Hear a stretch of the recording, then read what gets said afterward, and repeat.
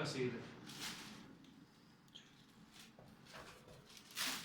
Viszed ma? Ja. Lássak ezt a két takarót. Ezt is a gyerekeim hozták.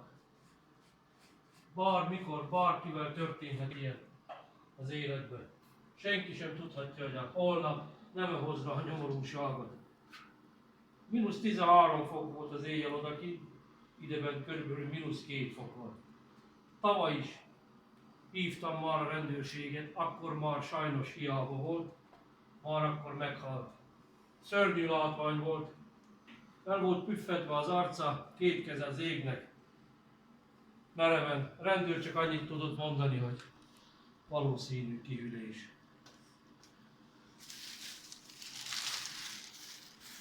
Ilyen sorsok vannak korunkban, holott állítólag gazdag ország vagyunk. Nézzenek erre az asszonyra, 70 éves. Így él. Azt van. Mit jön? Melegényben. Milyen? Az.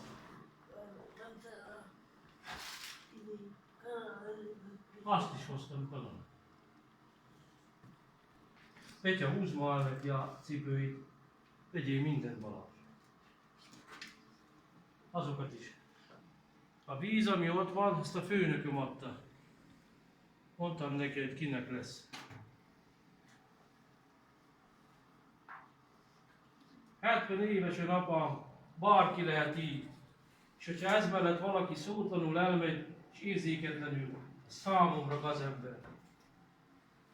Én ezt nem hívalkodásból teszem, sem magam mutogatására, hanem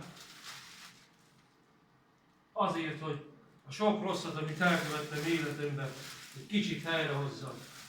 Nem akarok gazemberként meghalni, mert bármikor lehet az ember hasonló cipőben, és nem tudhatod, hogy a holnap mit hoz te neked is, aki látod ezt az adást.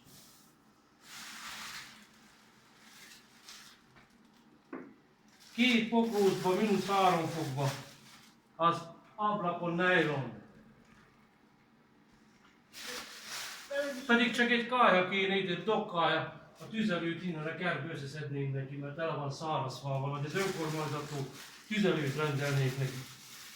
De hogy így elhagyatni, most mivel lesz jobb, hogy már jövő héten jön a rendőrség a fagyhalált beállítani? Mert majd tavaly ilyennel voltam. Az, hogy meghal valaki megint egy magyar, több mint 40-en haltak már meg fagyba. Egy ilyen érzéketlenek leszünk, mint is. A szívem vérzik egy ilyen nyomorult asszony miatt. Senki nem törődik vele. Hétvégén még kaját se hozzák neki.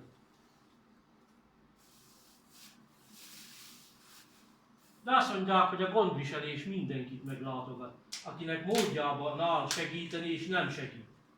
Pedig ez lenne a feladata. Pedig itt volnának a fűtött helységek, a művelődési ház, az orvosi rendelő, be lehetne őket oda tenni, és nem fagynának meg. Mi értelme lesz annak, hogy jövő héten meghal, az utána való héten megfagy. Jön a rendőr beállítani a fagyhalált, mint ott a szomszédomban volt tavaly, így felpüffedve meg a keze az égnek áll. Karácsonyra tiszta szívvel.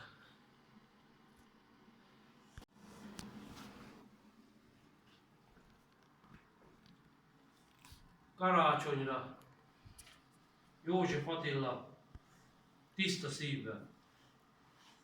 Nincsen apám, se anyám, se Istenem, se hazám, sem csókom, sem szeretőm, sem sírom, sem szenvedőm.